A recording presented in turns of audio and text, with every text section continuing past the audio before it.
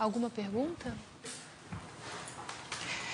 Ok, então deixa eu relembrar que eu terminei a aula passada colocando um problema, né? Então, primeiro a gente viu que quando a gente olha para o produto de dois espaços afins, né, a gente tem uma bijeção natural para o espaço afim de dimensão n mais m, né, que simplesmente justapõe as coordenadas afins de AN a M. E com isso a gente consegue dar, induzida pela estrutura de variedade afim, por exemplo, com a topologia de Zariski, no espaço AN, a gente induz, então, uma estrutura de variedade afim para esse produto.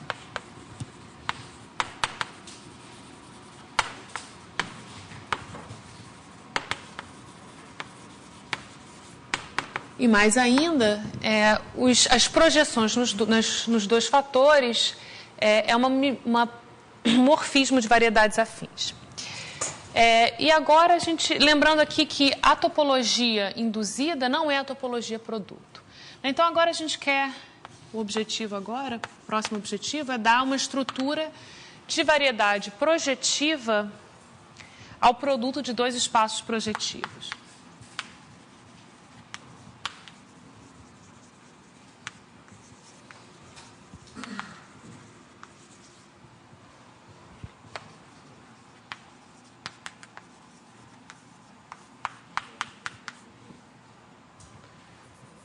Começar um caso mais simples, com o produto de duas variedades projetivas,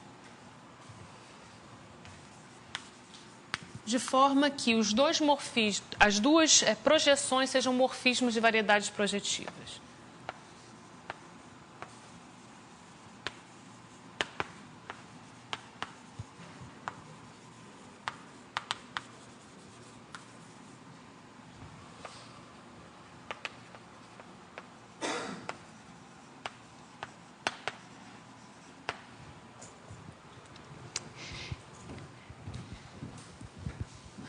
Bom, então eu pedi para vocês pensarem um pouco nisso, né? Diferentemente do caso afim, você não consegue encontrar uma bijeção com essa propriedade do produto Pn vezes Pm para o espaço projetivo de dimensão n mais m. Né? Então, a bijeção que a gente vai encontrar para uma variedade projetiva, ela é um pouco mais elaborada, isso aqui é o chamado mergulho de Segre.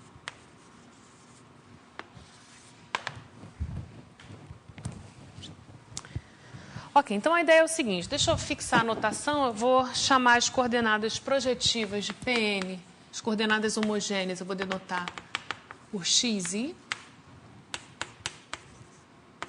As coordenadas homogêneas de Pm eu vou denotar por yi. E agora a gente vai encontrar um mergulho, um morfismo injetor, num espaço projetivo de dimensão n. Então, n vai ser n mais 1 vezes m mais 1 menos 1. Isso aqui dá.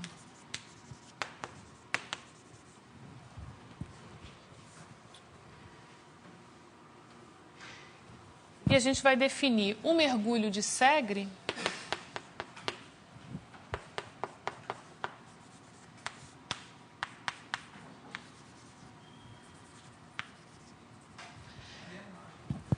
Oi? Desculpa, sim. E a gente vai definir isso da seguinte forma. Usando essas coordenadas projetivas, eu vou levar o ponto com coordenadas x0, xn, y0, ym.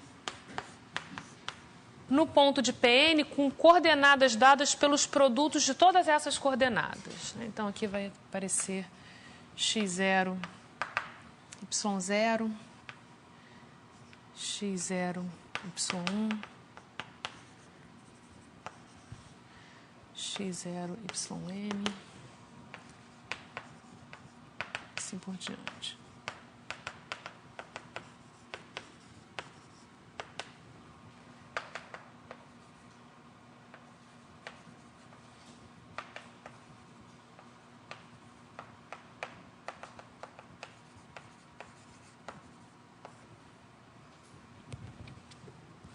Ou seja, se eu denotar em PN as coordenadas projetivas por Z e J,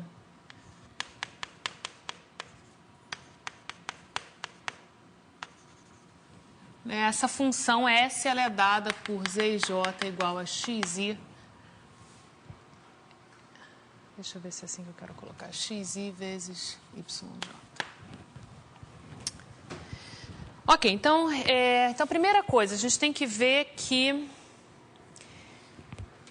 essa aplicação S está bem definida.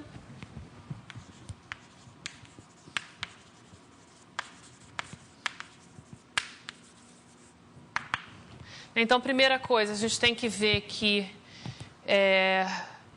as coordenadas, a imagem aqui está bem definida, ou seja, não tem nenhuma coordenada aqui que seja identicamente nula, mas isso é claro, né? Então, dado um ponto, a gente sempre tem um I e um J, tal que XI, YJ é diferente de zero, né? Para todo ponto. E, além disso, essa expressão aqui não depende das coordenadas homogêneas do ponto, né? Se eu multiplicar aqui tudo por lambda, eu vou estar multiplicando todas as entradas por lambda, né? Então, S não depende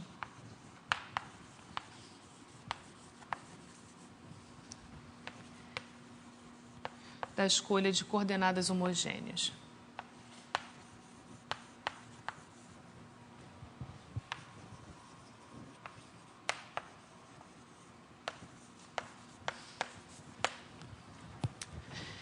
Ok, então, e além disso, também é fácil verificar que essa é injetora.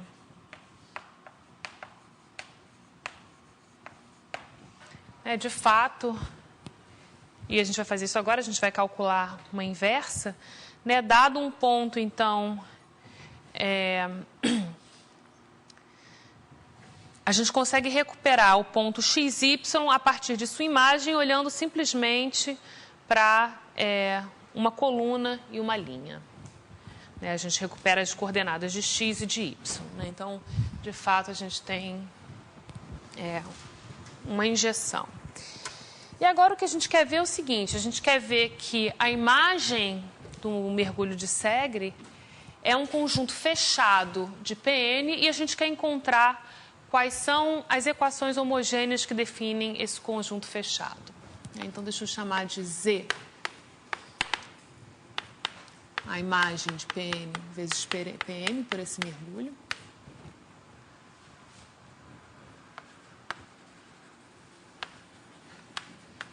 Então, a gente vai ver que Z é fechado.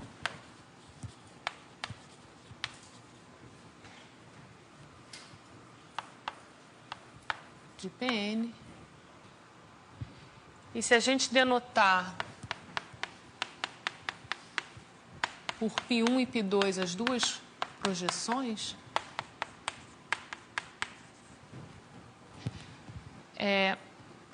a composição S-1 composta com P1 e S... na verdade, primeiro deixa eu...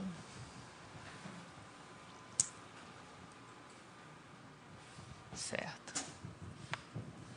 E S-1 composta com P2 são morfismos de variedades projetivas.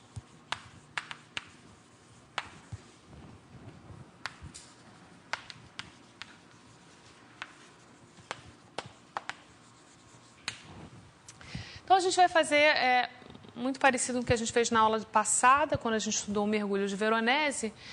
A gente vai olhar quais são as equações que naturalmente tem que ser satisfeita pela imagem, por qualquer ponto na imagem de S. Né? Então, isso aqui, quando a gente olha para a expressão, fica claro que eu vou definir, então, o ideal J como sendo o ideal gerado por polinômios da seguinte forma: ZIJ vezes ZKL menos ZIL ZKJ.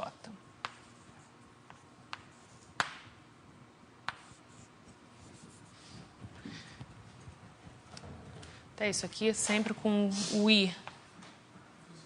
Oi.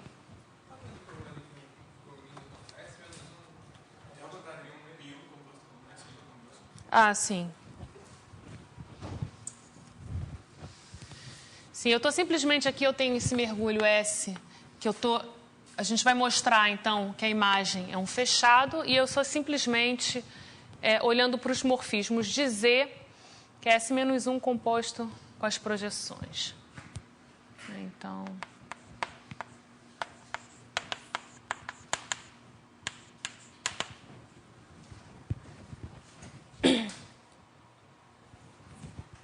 Então, aqui, a gente já viu que ela é injetora, então, quando a gente mostrar que a imagem é um fechado, a gente tem essa bijeção aqui. E a gente vai ver que a gente tem morfismos de projeção. Ok, então aqui eu estou definindo um ideal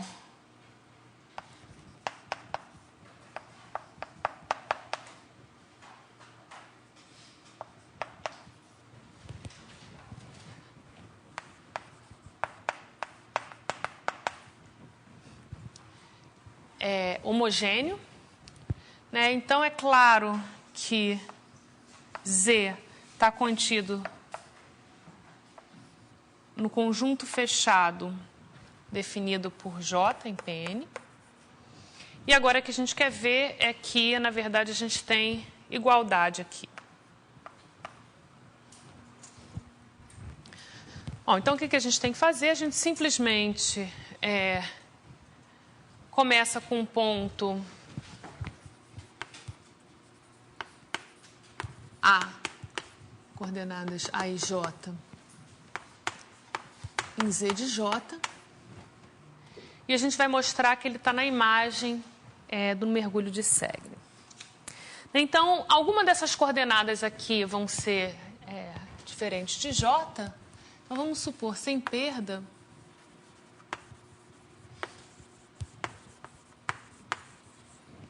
que A00 é diferente de zero. Então, o que a gente tem que fazer? A gente tem que mostrar qual é o candidato para a imagem inversa desse ponto. Bom, então aqui, se eu quero recuperar as coordenadas de x, eu posso, por exemplo, olhar para essa coluna aqui. Se eu quero recuperar as coordenadas de y, eu olho para essa coluna. Então, o que a gente faz é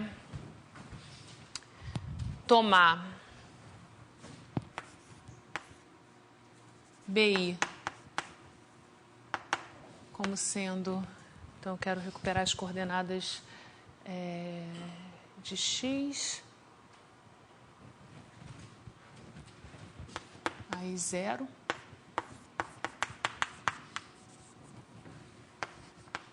CJ vai ser A0J,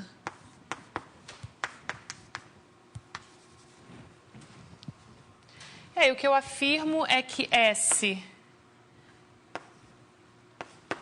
de BC, aqui eu estou denotando os pontos com essas coordenadas, a gente vai querer ver que é exatamente igual ao A. Então, isso daqui vai ser, as coordenadas desse ponto vão ser dadas por A e 0, A0J.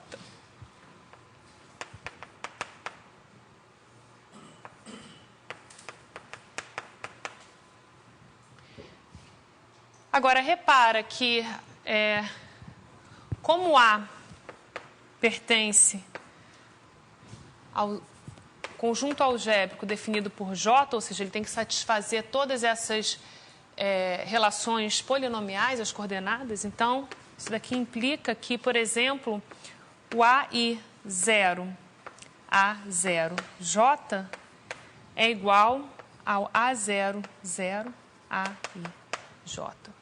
Então,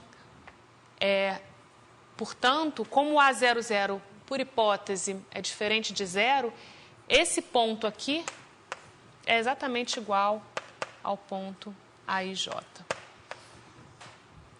Então, isso aqui, pelo fato do A00 ser diferente de zero. Então, de fato,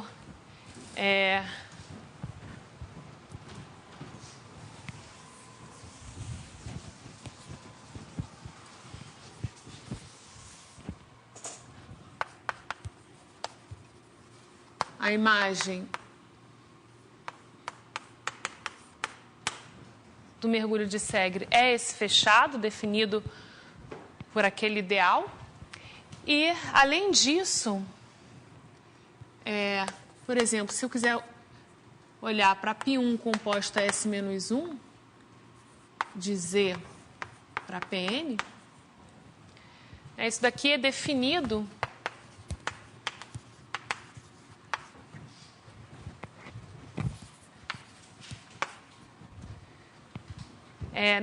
por exemplo, num aberto onde o A00, a coordenada Z00 é diferente de 0, ele pode ser definido por essas funções, por esses polinômios. Então, aqui seria Z 0, 0, Z 0, Zn0. Mas isso daqui funcionou porque a gente sabia que a coordenada do ponto, a coordenada Z00, era diferente de 0. Então, para outros pontos, a gente vai ter que usar uma outra representação desse morfismo. Por exemplo, eu poderia tomar Z01, Z11, ZNM, desculpa aqui, ZN1.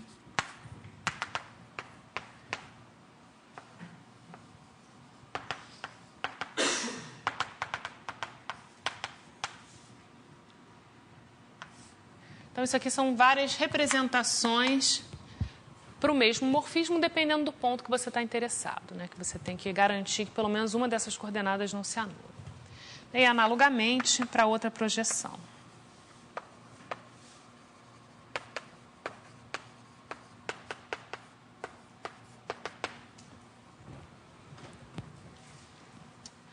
Ok, então com isso a gente deu uma estrutura de variedade projetiva ao produto, de forma que as projeções sejam morfismos de variedades projetivas. Então, uma observação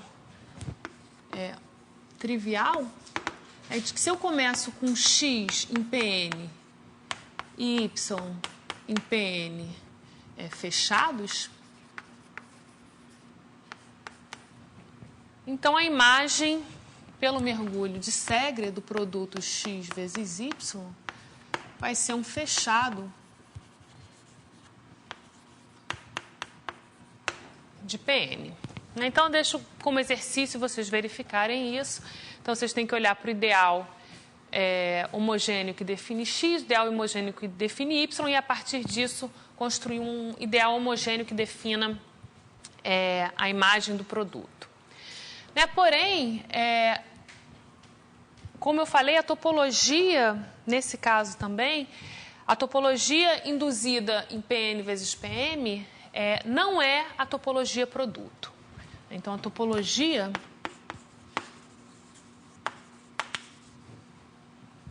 de Zariski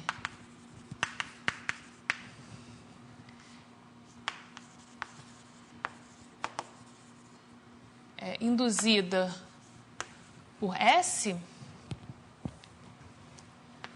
não é a topologia produto em Pn vezes Pm. Então, por exemplo, os fechados não vão ser... e tem fechados que não são dessa forma. Então, existem fechados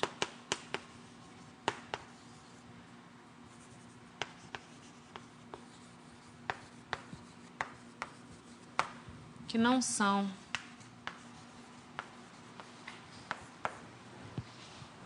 então, isso aqui são algumas observações. Existem fechados que não são da forma x vezes y. Então, deixa eu dar um exemplo antes da gente dar um exemplo dessa última observação.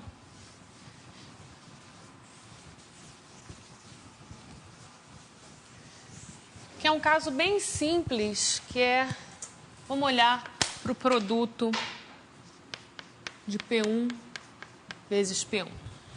Então, deixa eu ver as coordenadas.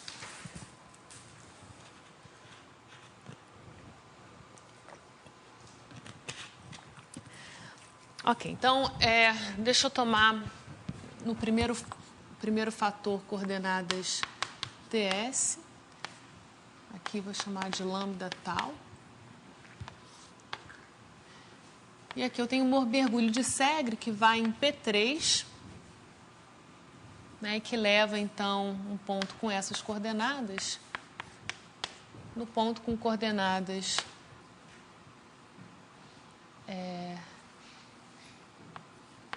T lambda, T tal, S lambda, S tal. Eu vou chamar as coordenadas aqui em P3 de X, Y, Z, W. Então, o que a gente vê o que a gente viu foi que a imagem de P1 vezes P1 em P3 era exatamente definida, nesse caso vai ser definida por um único polinômio, que é o polinômio XW menos YZ. Então, isso daqui é uma hipersuperfície de P3 definida por um polinômio homogêneo de grau 2. Então, isso aqui é o que a gente chama de uma quádrica, uma hipersuperfície quádrica. E aqui a gente tem as duas projeções. Por abuso de notação, vou chamar de P1 e P2.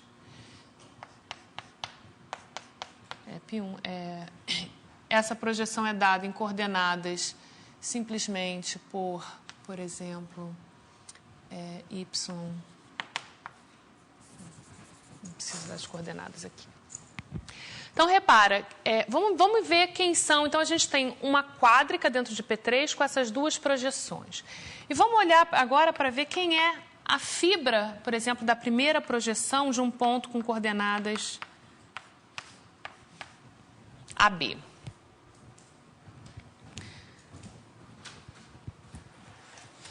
Então, se eu tiver usado aqui a mesma notação, isso aqui deveria ser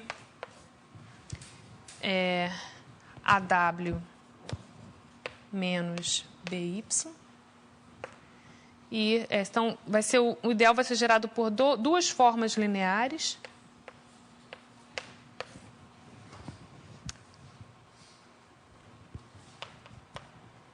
Então, isso daqui é a primeira projeção. Então, isso daqui, repara que isso daqui é uma reta de P3. Ela está definida como por duas formas lineares linearmente independentes. E o mesmo, analogamente, para outra projeção. Então, em particular, repara que essas retas aqui, para AB, pertence a P1. Se eu vario o ponto de P1, eu vou tendo retas que não se interceptam, tá certo? Porque elas são fibras de um morfismo. E, analogamente, se eu quiser calcular quem são as fibras da outra projeção,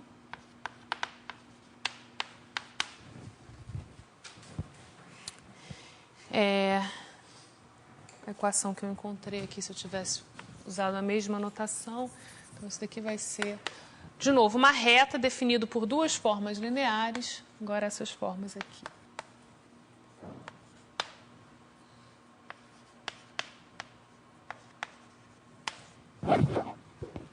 E, novamente, isso aqui são retas de P3. Então, a figura... Então, a gente tem uma quádrica em P3 e eu tenho duas famílias de retas que não se interceptam. Né? As famílias que vão ser dadas pelas fibras, né? Ou seja, imagem inversa de pontos pela primeira projeção e as fibras da segunda projeção. Então, essa aqui é a figura de P1 vezes P1, que pode ser, então, visto como sendo uma superfície quádrica em P3. Só que agora, uma vez que eu tenho essa figura aqui, eu poderia interceptar em P3, interceptar essa figura com um hiperplano. Né? Por exemplo, eu poderia olhar para o hiperplano XZ, XY, então seria, por exemplo, hiperplano X menos W. Então, isso daqui vai interceptar. Então, eu posso olhar agora dentro de Z, eu posso olhar para a interseção com esse hiperplano.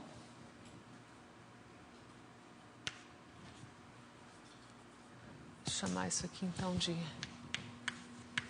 Q, a quádrica. Aí vamos ver, isso daqui é um fechado.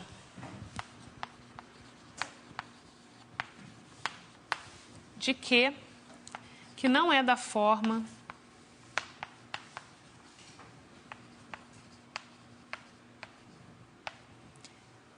S de um fechado de P1 por um fechado de P1.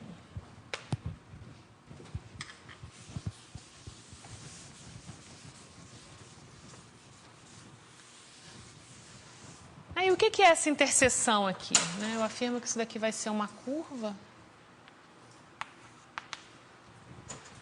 Se a gente olhar para essa interseção, repara que a gente tem aqui um isomorfismo de Z de X menos W. Então, isso daqui é um hiperplano em P3, então isso daqui deveria ser isomorfo a P2.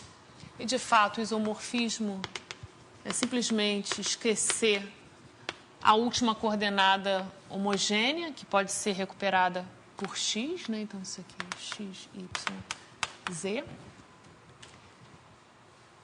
E via esse isomorfismo, quando eu olho para a interseção com a imagem do mergulho de Segre, com a quádrica, essa interseção aqui,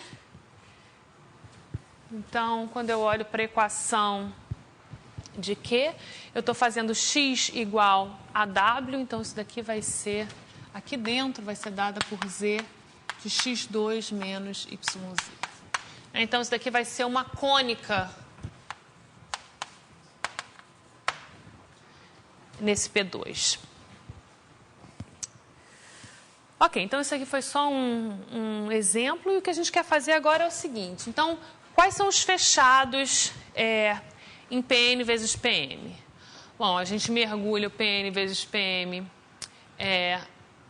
num espaço projetivo, via o mergulho de Segre, e os fechados aqui vão ser exatamente a imagem inversa de fechados de Pn.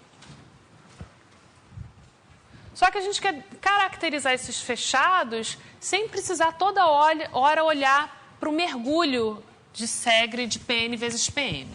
Então, a pergunta que eu coloco agora, o problema, como caracterizar os fechados de Pn vezes Pm em função das coordenadas homogêneas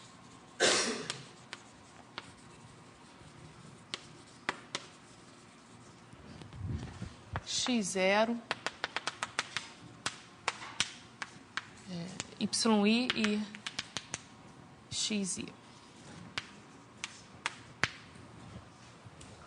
Bom, então isso é o que a gente vai fazer agora.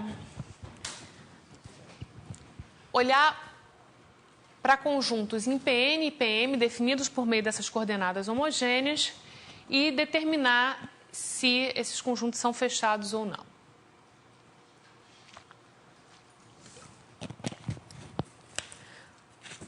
Ok, então os fechados a gente sabe que são da forma imagem inversa. Então a gente tem o S de Pn vezes Pm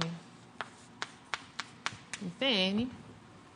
E os fechados são os conjuntos da forma S menos 1 de W, onde W é um fechado de Pn.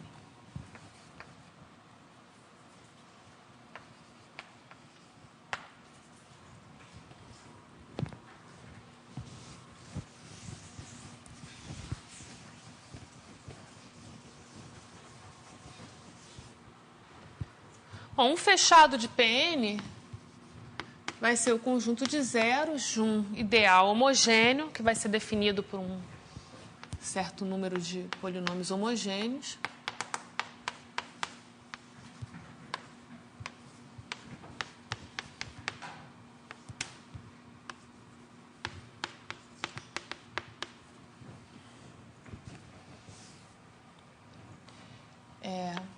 Polinômios homogêneos.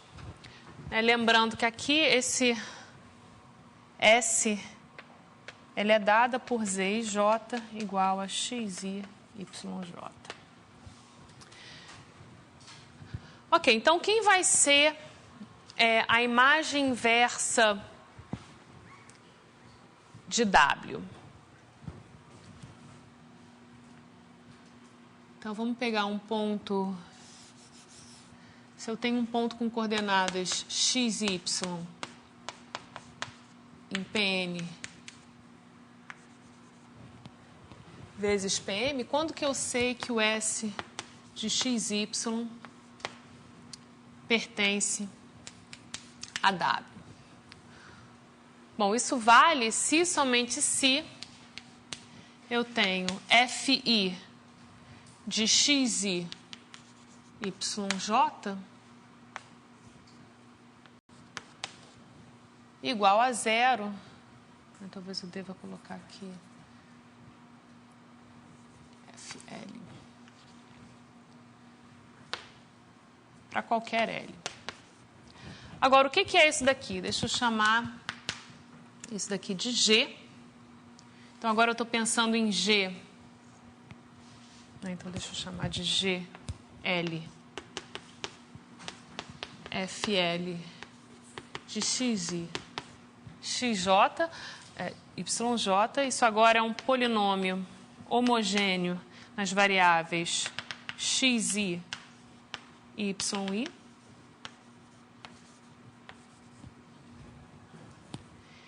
E esses aqui são exatamente os polinômios, polinômios que se anulam no ponto x e y. Só que isso daqui, repare, isso aqui é mais do que um polinômio homogêneo nessas variáveis. Ele é também homogêneo separadamente em cada grupo de variáveis. Então, isso daqui é um polinômio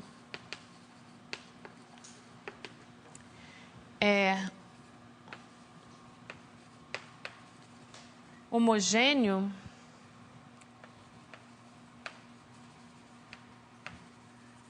nas variáveis xi e também homogêneo nas variáveis yi, com o mesmo grau de homogeneidade nos dois conjuntos de variáveis.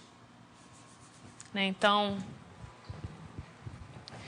a gente diz, nesse caso, que o GI é um polinômio bi-homogêneo.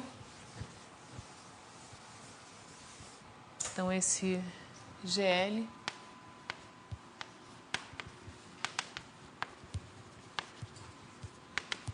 é dito um polinômio bi-homogêneo de bigrau DD. Então, sempre quando eu tiver um ideal de polinômios bi-homogêneos de grau DD, eles vão definir um subconjunto do produto que corresponde a um fechado via o mergulho de Segre. Agora, repara que esses polinômios têm o mesmo grau. Mas vamos supor que eu tenha um polinômio G, polinômio nas variáveis x, y, y, homogêneo, mas mais do que homogêneo. Vamos supor que ele é bi-homogêneo de bigrau D1 e D2 não necessariamente iguais. Então, vamos supor, por exemplo, que DI é menor ou igual a D2. Repara o seguinte, então vamos observar que a condição G de xy igual a zero, né, aqui para x, y,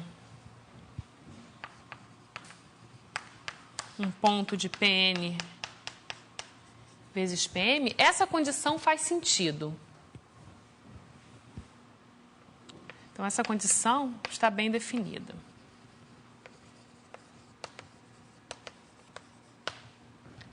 Então, basta eu ter um polinômio bi-homogêneo com grau bi-homogêneo nas duas conjuntos de variáveis, que essa condição aqui passa a estar bem definida. Né? Então, a gente poderia olhar para os subconjuntos do produto, que são conjuntos de zero de polinômios desse tipo.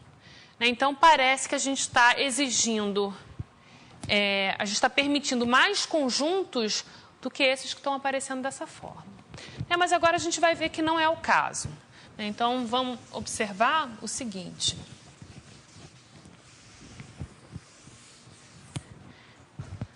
Então, vamos definir, nesse caso, então a gente define por Z de G o conjunto dos pontos do produto, XY,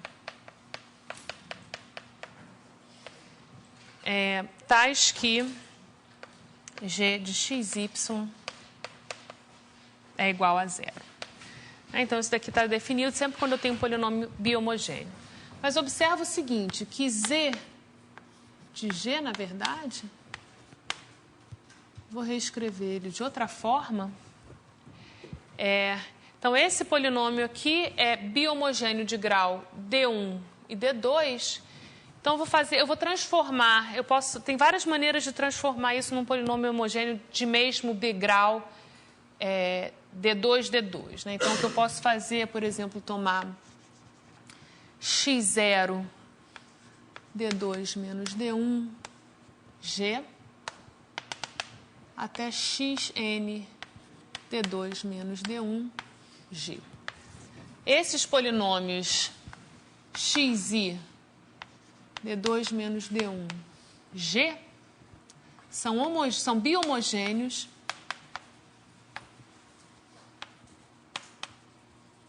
de bigrau D2, D2. E, na verdade, porém, eles definem o mesmo conjunto algébrico, tá certo? Tem os mesmos zeros. Então, a conclusão é a seguinte.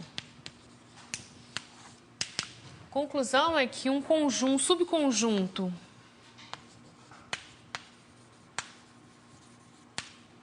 W do produto P1 vezes Pn vezes Pm é fechado na topologia induzida pelo mergulho de Segre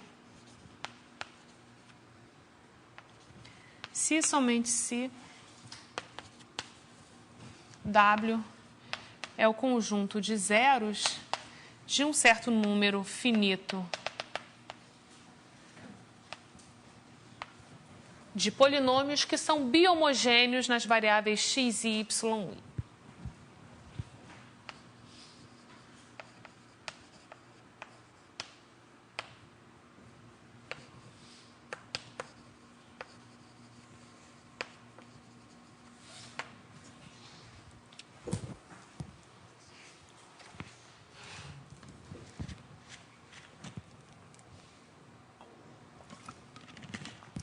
E eu vou deixar, então, um exercício que, analogamente, vocês podem usar as coordenadas homogêneas de cada fator do produto para entender o que são morfismos de uma variedade quase projetiva nesse produto. Então, lembrando,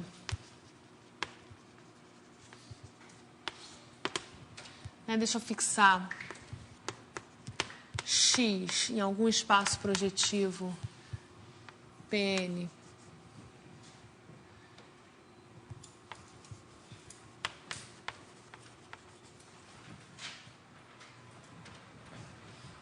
uma variedade quase projetiva.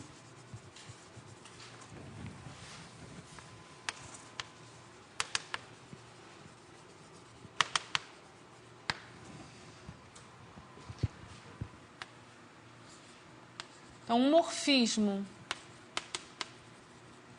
f de x para um espaço projetivo Pn vezes Pm, por definição, é uma função contínua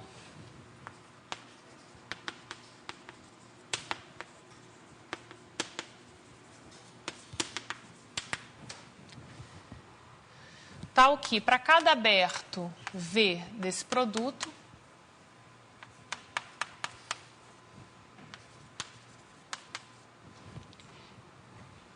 e para qualquer função regular nessa variedade quase projetiva, o pullback por f dessa função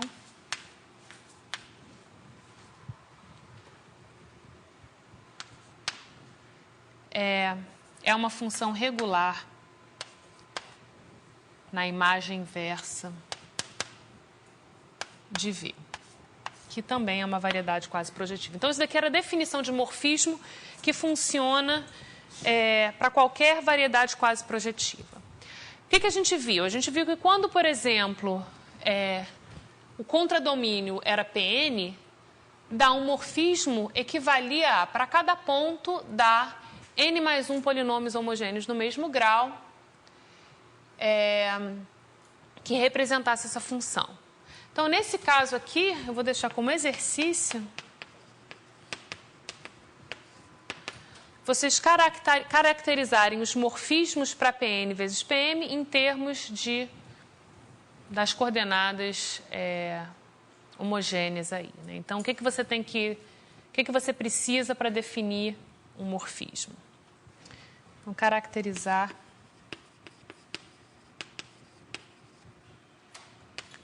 os morfismos f de x para Pn vezes Pm. Então, o que eu tenho que fazer? Eu tenho que definir aqui as coordenadas de Pn e as coordenadas de Pm. Isso vai ser dado por polinômios homogêneos com certas propriedades, né? Então, vou deixar isso como exercício. E deixa eu só observar que, exatamente como a gente fez aqui,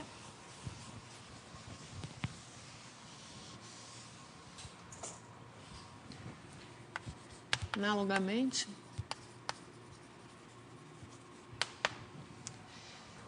se eu posso considerar, na verdade, produtos de mais fatores, não precisa ser apenas 2 fatores, eu posso, por exemplo, olhar para algo misto, né? Um produto de um espaço afim por um espaço projetivo. Então, isso aqui tem uma estrutura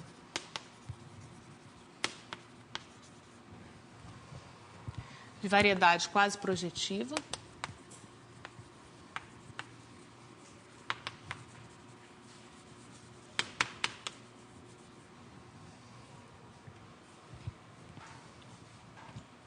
De forma que as projeções são morfismos e os fechados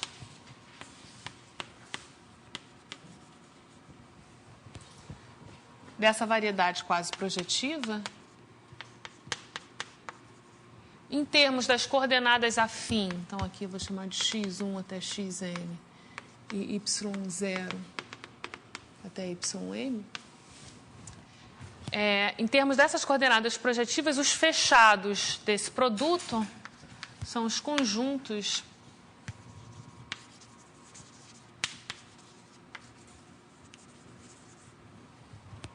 da forma zero de certos polinômios f1 até fk, onde cada um desses f's, isso aqui vai ser um polinômio em todas essas variáveis,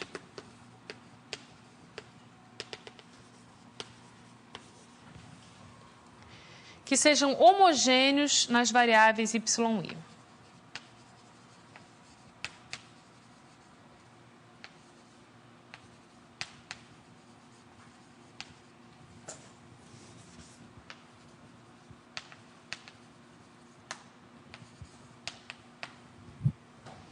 E esse exercício aqui também o mesmo vale.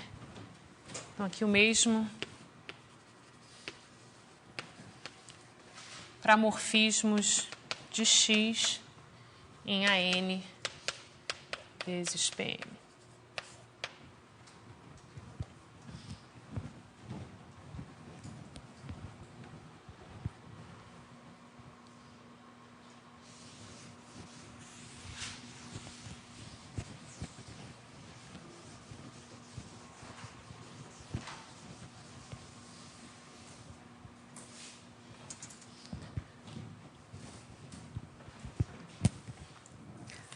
Alguma pergunta até aqui?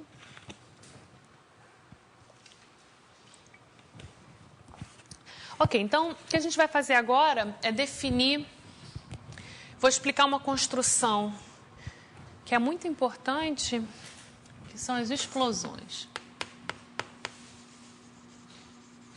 Blow-ups.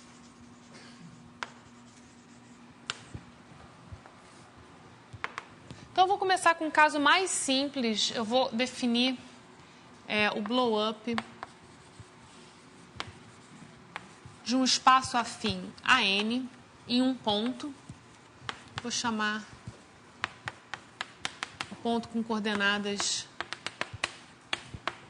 0. Na verdade, mais para frente, a gente vai ver que você pode tomar o blow-up, na verdade, de qualquer variedade quase projetiva em um ponto e até mais. Você pode explodir não só um ponto, mas você pode explodir um subconjunto fechado. Mas vamos olhar para esse caso simples. Então, qual é a ideia? A ideia, então, eu tenho a N e tenho um ponto P. Então, eu vou definir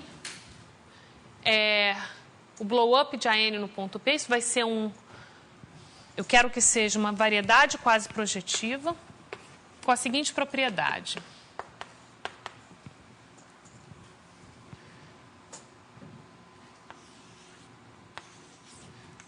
Vou chamar, essa vai ser uma variedade projetiva X com morfismo π. Então, vamos definir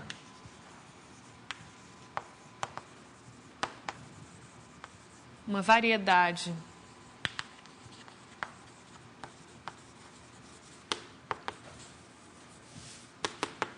quase projetiva X e um morfismo π de X em AN que satisfazem as seguintes propriedades. Então, o que eu quero? A explosão do ponto, o nome se dá pelo seguinte. Fora desse ponto, eu vou ter um isomorfismo. Então, eu tenho aqui a imagem inversa do ponto P.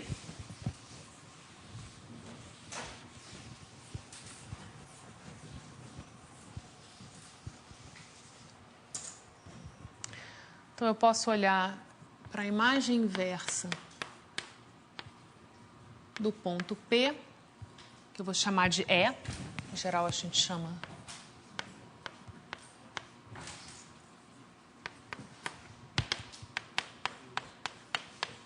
eu quero que fora de E, então, π restrito a x menos E seja um isomorfismo de x menos E em AN menos o ponto. Então, fora desse ponto, eu tenho um isomorfismo, E aqui aparece a imagem inversa do ponto E, que eu vou querer que seja naturalmente isomorfo a todas as direções tangentes em P. Então, eu vou substituir o ponto P por todas as suas direções tangentes. Agora, qual é a variedade projetiva que parametriza as direções tangentes no ponto P?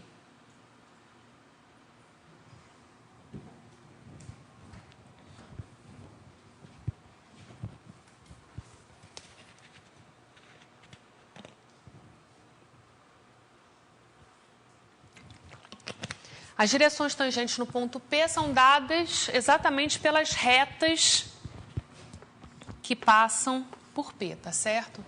Qual é a variedade que parametriza todas as retas de AN que passam pela origem?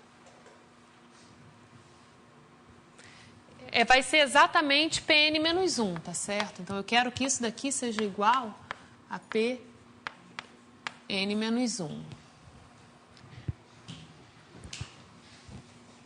Então, cada ponto aqui, isso aqui estaria em correspondência com as retas de AN pelo ponto P. Então, esse vai ser o blow-up. Então, como é que eu faço isso? Como é que eu vou definir? Então, isso é o que eu quero. Eu quero que a variedade X e o morfismo π tenham essas propriedades.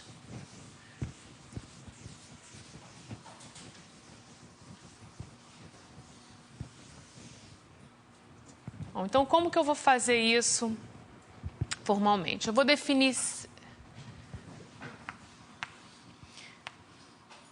Vou fazer o seguinte, eu vou definir X...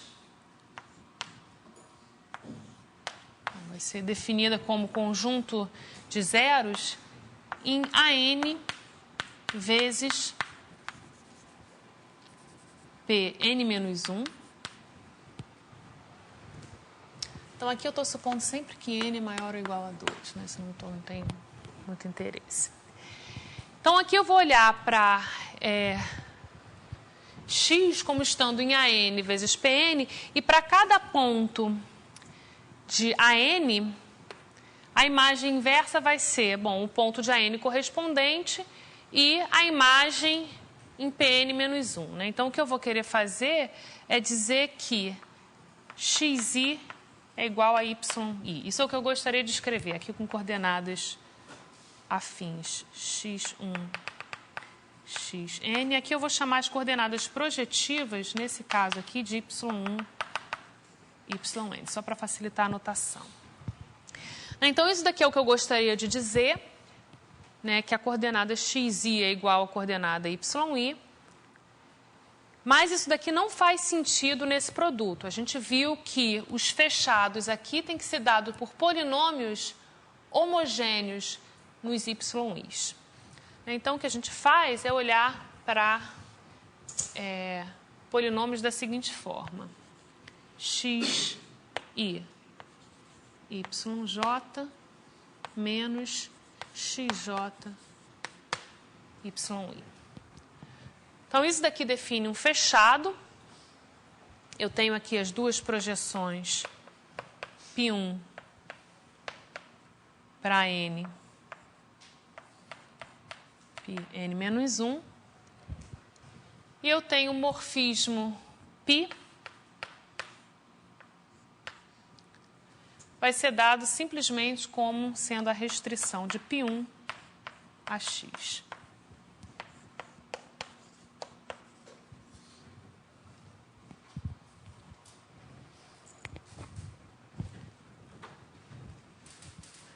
Ok, então vamos ver se a gente tem aquelas duas propriedades que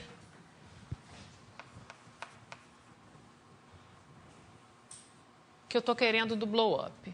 Então, primeiro que a gente observa que se eu tenho um ponto Q em AN menos 0, então a gente observa que π a menos 1 de Q, então se Q é dado por coordenadas afins a 1 a N, a imagem inversa de Q é um único ponto, é um ponto com coordenadas A1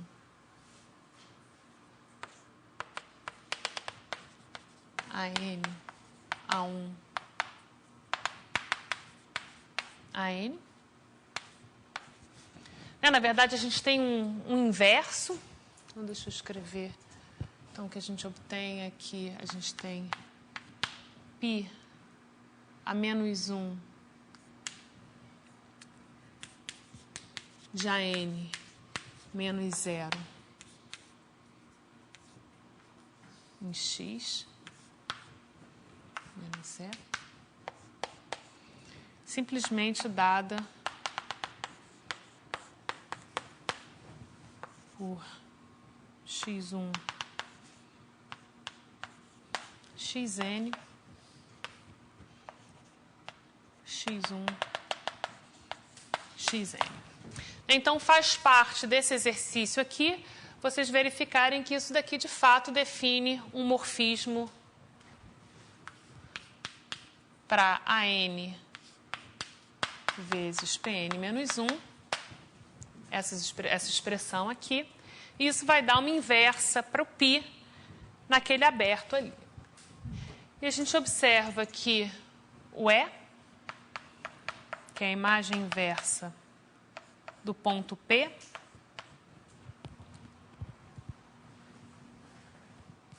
vai ser dada simplesmente por... Então, aqui estou pedindo que todos os xis sejam iguais a zero. Então, isso daqui vai ser 0, ponto P, vezes Pn menos 1, né, que é naturalmente isomorfo a Pn. Então, isso é uma variedade, eu acabei de definir uma variedade quase projetiva, juntamente com o morfismo de Pn. Essa construção ela é muito importante, né, que é Pn menos 1.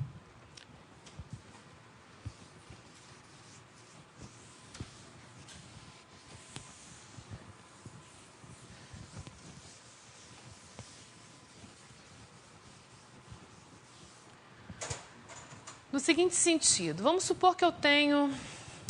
vamos começar a ver o que acontece quando eu olho... Deixa eu fazer o seguinte, antes de qualquer coisa, deixa eu mostrar para vocês que esse blow-up, em geral, deixa eu introduzir uma notação.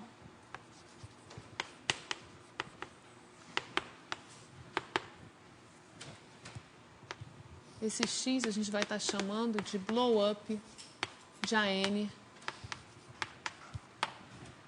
no ponto P.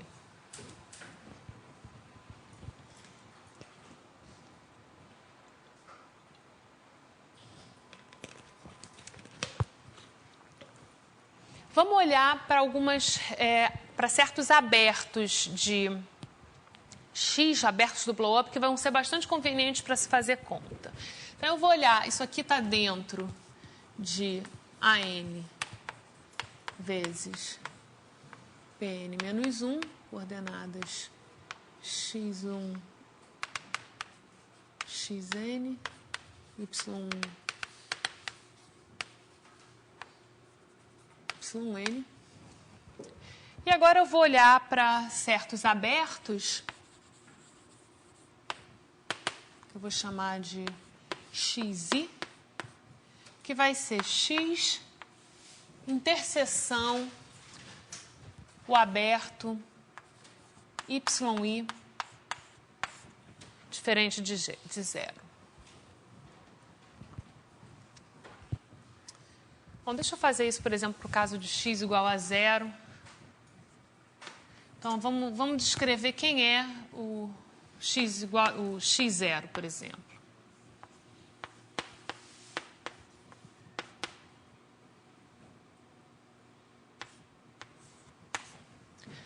Então, dizer que o x0 é diferente de zero... Desculpa, aqui é x1, né?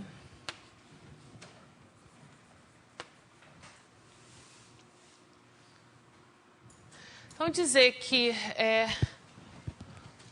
o x0, o y1 diferente de zero, então isso daqui vai estar contido em AN vezes a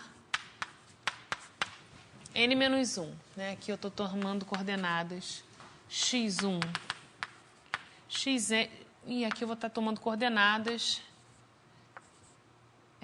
por exemplo, z2 até zn. Aqui, cada zi você está pensando como sendo yi sobre y1. Né? Então, o que eu estou fazendo aqui é olhando para aquele isomorfismo de y1 diferente de zero em Pn-1 com AN-1. Então, aqui dentro desse aberto, o x1 é o conjunto de zeros. Então, o que eu vou fazer aqui, nesse polinômio aqui, eu vou estar olhando para o polinômio. Eu afirmo que isso daqui, basta a gente olhar para os conjuntos de zero da forma xi menos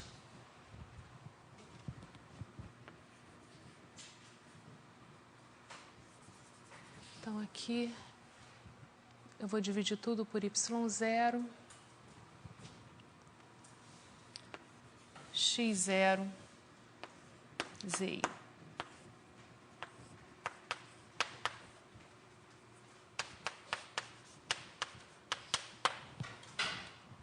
Então, repara, o que essas equações aqui, que esses polinômios estão dizendo, isso aqui para todo i entre x1, para todo i entre 2 e n.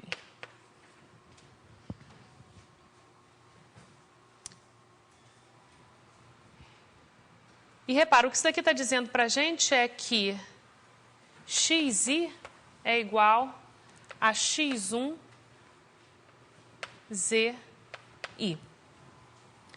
Então, isso daqui, esse aberto x1, ele é naturalmente isomorfo ao espaço afim a n com coordenadas x1, z2 até zn. Então, o que eu estou dizendo é que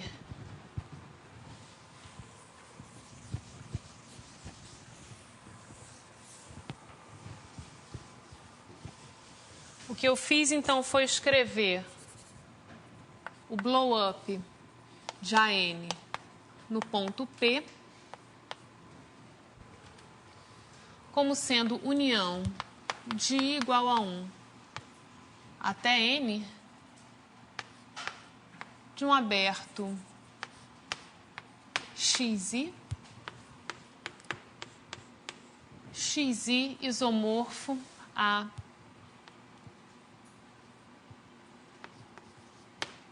n com coordenadas, isso aqui para simplificar, com coordenadas z1 xi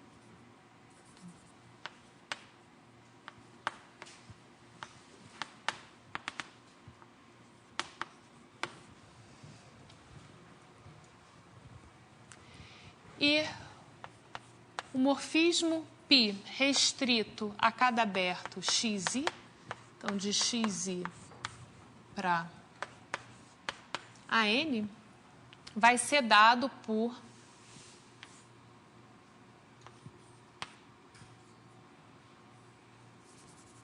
deixa eu escrever isso aqui direto. Vai ser dado por então o que eu quero fazer com esse morfismo aqui é recuperar as coordenadas xis. Né? As coordenadas xis são dadas em cada um daqueles abertos por essa relação aqui. Né? Então, o que vai aparecer aqui vai ser xi z1 xi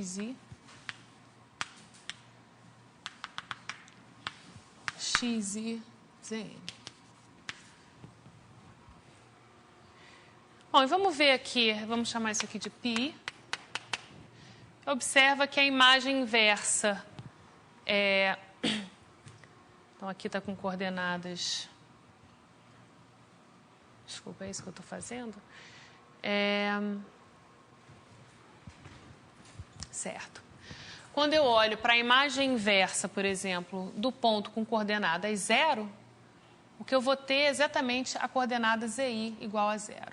Então, o que eu tenho é π. Então, aqui... Isso, então, πi a menos 1 do ponto P vai ser isomorfo a um A n menos 1, que vai ser dado exatamente por xi igual a 0. Ok, essas aqui é o que a gente chama de cartas afins dessa variedade quase projetiva. E como vocês veem, elas são muito favoráveis para a gente fazer conta. Então, vamos ver um exemplo. Queria fazer uma conta explícita para a gente entender o que está acontecendo aqui.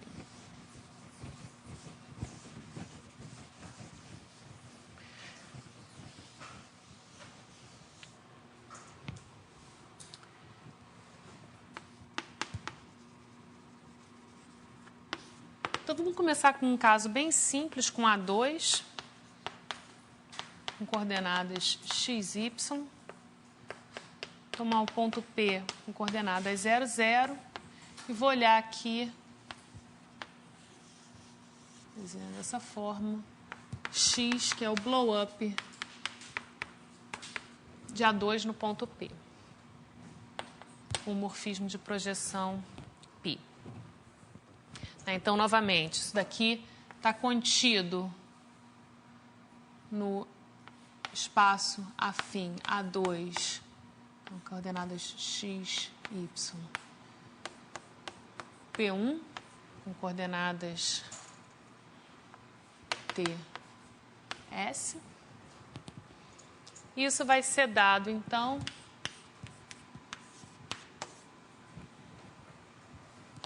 xs menos yp. E agora o que eu quero mostrar para vocês é o seguinte. Então, a gente já viu que, nesse caso, a curva excepcional é a imagem inversa de P. É isomorfo a P1. E o que eu quero fazer agora é justificar essa afirmação que eu fiz aqui, que a imagem inversa do ponto, essa curva que a gente chama de curva excepcional, ela corresponde às direções no ponto T. Então, vamos supor que no ponto P eu tenho uma certa... Eu posso olhar para retas. Vamos olhar para uma curva qualquer C. Fora desse ponto, o π é um isomorfismo, então eu posso olhar para a imagem inversa de C, para a transformada inversa de C aqui, ignorando esse ponto, depois tomando o fecho. Então, deixa eu escrever isso daqui. Então, dado um fechado C em A2,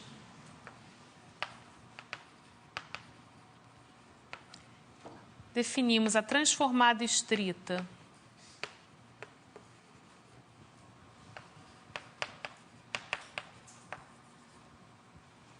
de C da seguinte forma. A gente olha, então,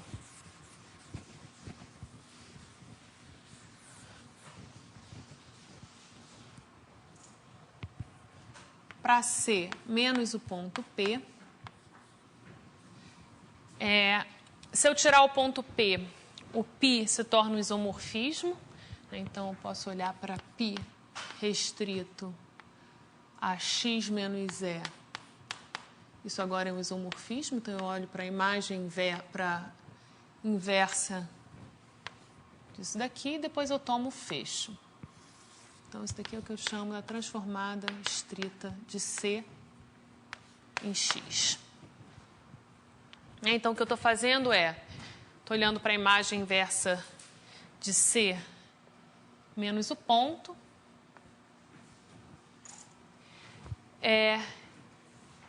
E depois tomo o fecho. Então, o que a gente vai ver é o seguinte. Então, esse P1, esse é isomorfo a P1, está representando, então, as direções tangentes. E a gente vai querer olhar para a interseção de C com esse P1. Então, vamos escrever explicitamente quem é P, o E. Então, π é menos 1 de P. Então, a gente já viu que isso daqui vai ser o ponto P vezes P1, né, com coordenadas TS. E agora eu quero ver quem é a interseção de cetil com E.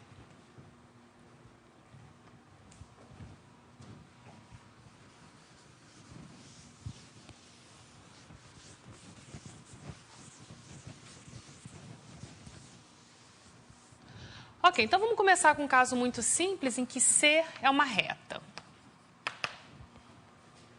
Bom, então eu tenho uma reta, então C vai ser dada como conjunto de zeros de AX menos BY. Vamos supor que a reta passa pelo ponto P. Bom, então vamos seguir essa receita e vamos ver quem é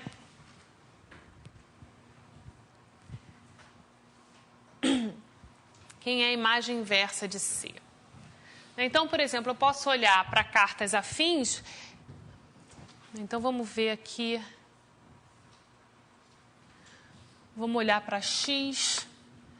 Essa interseção, a gente viu que a gente pode escrever o X como sendo X1 união X2. Então, isso daqui seria X interseção T diferente de zero. E esse aqui seria X interseção S diferente de zero. Essa interseção aqui de cetil com E vai acontecer em um desses abertos. Isso vai depender da reta que eu tomar. Vamos olhar, por exemplo, para X1. Então, a gente já viu que X1 vai ser isomorfo A2 com coordenadas. Então, aqui a gente tem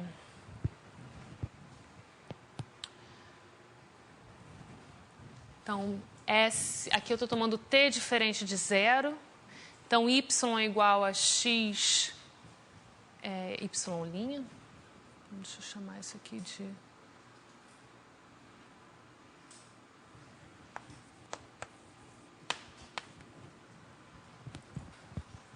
E a restrição de π a esse aberto, ela é dada por x, y' elevada em x, x, y'. Então, isso daqui é a expressão afim, né, do blow-up e do morfismo de projeção. Então, isso aqui deveria ser uma restrição do que a gente escreveu ali. Ok.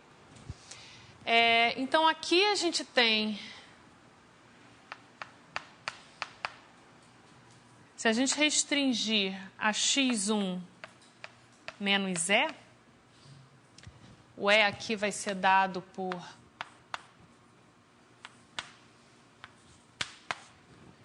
x igual a zero.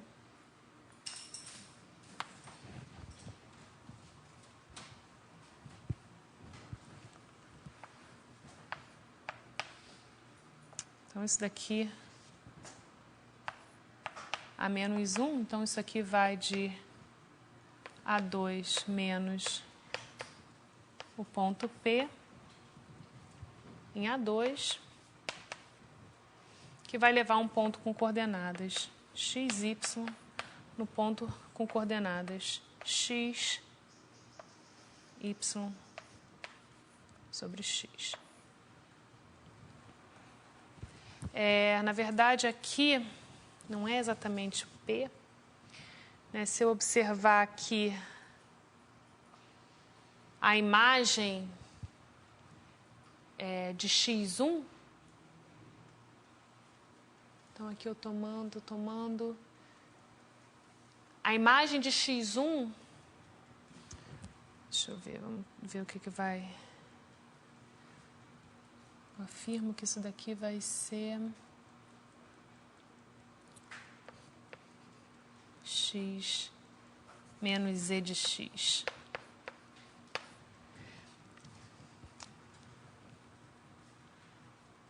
Deixa eu ver se é isso que eu quero.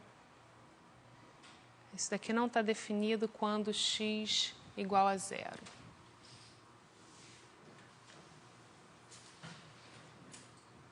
Certo. Repara que o eixo y não está na imagem desse morfismo, né? Sempre quando a coordenada y for igual a 0... Desculpa, deixa eu ver se eu quero... Sempre quando a coordenada x for igual a 0, a coordenada y é igual a 0 na imagem.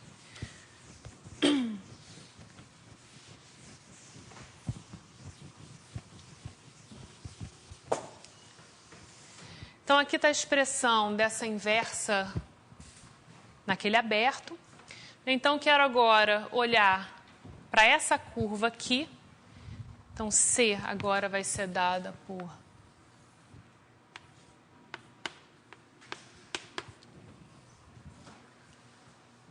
AX menos BY.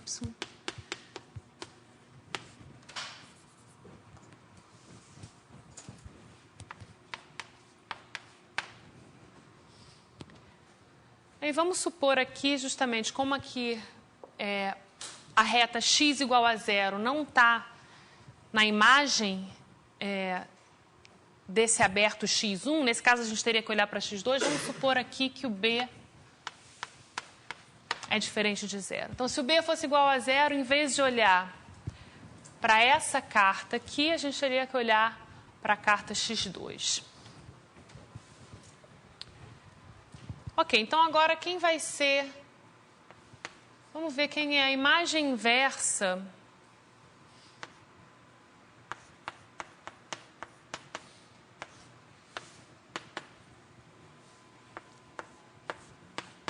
dessa curva C.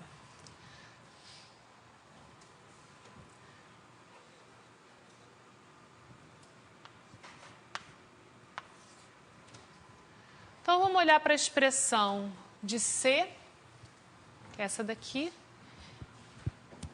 e a gente tem essa expressão aqui, né? Então, o que a gente vai ter é AX menos BY, substituindo essa expressão aqui, o que a gente vai ter seria AX menos B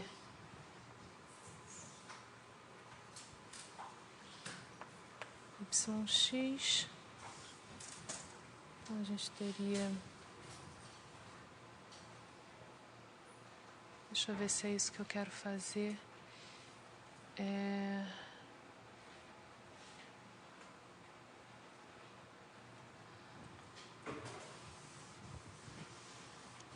Deixa eu ver, talvez seja mais fácil olhar diretamente para essa expressão aqui. Acho que é mais fácil olhar para essa expressão aqui para determinar quem é a imagem inversa, quem é a imagem inversa de C. Então, a imagem inversa de C aqui vai ser dada por AX menos BX Y',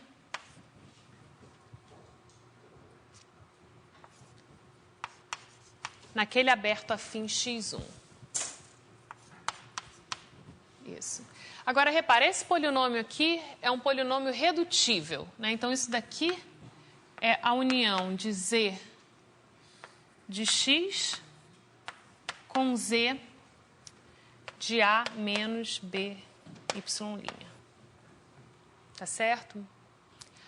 Então, o que está acontecendo aqui? Eu estou olhando para a imagem inversa, no caso aqui, de uma reta que passa pelo ponto P.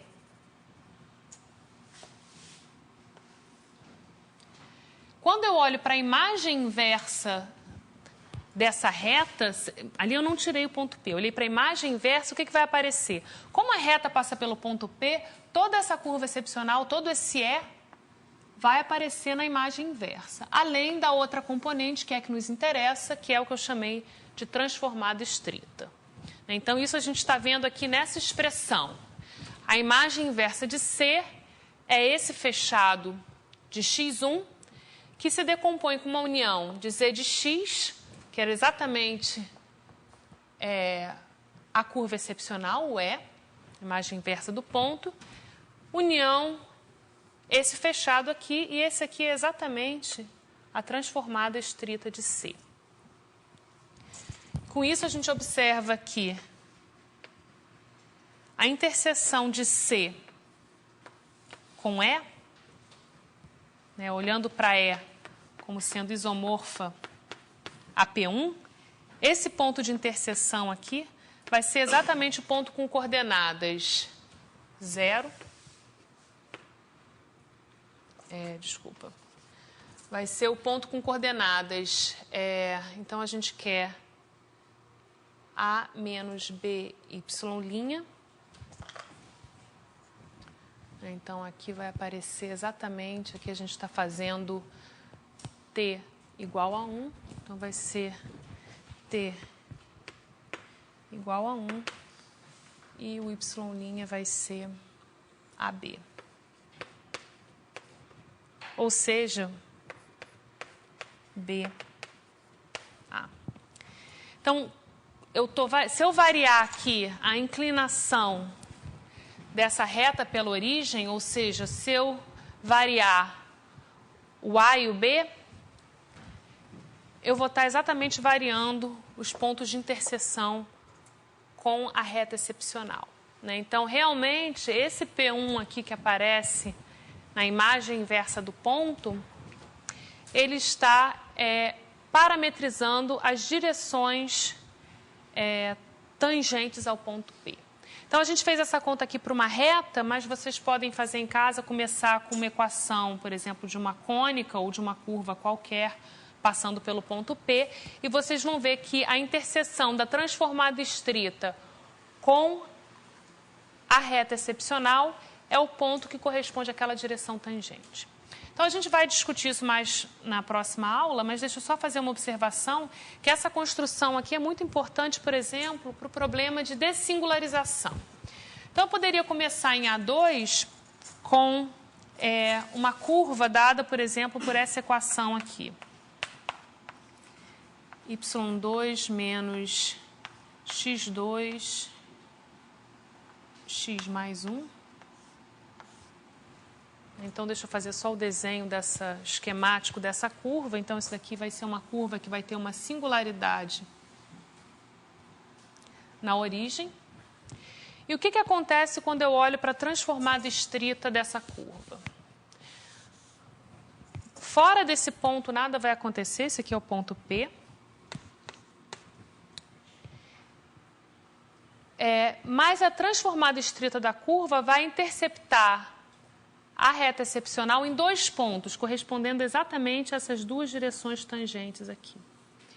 Então, o que você tem aqui em cima é uma figura desse tipo aqui. Então, esse processo vai ser muito importante, porque isso permite que eu comece com uma variedade singular, a gente vai definir o que é isso mais para frente, uma curva singular no plano, eu posso, por meio de explosões de ponto, dessingularizar a minha curva, né? Então, isso é uma aplicação das explosões. Na aula que vem a gente volta, isso daqui a gente vai estudar com um pouco mais de detalhes, o blow-up. Alguma pergunta?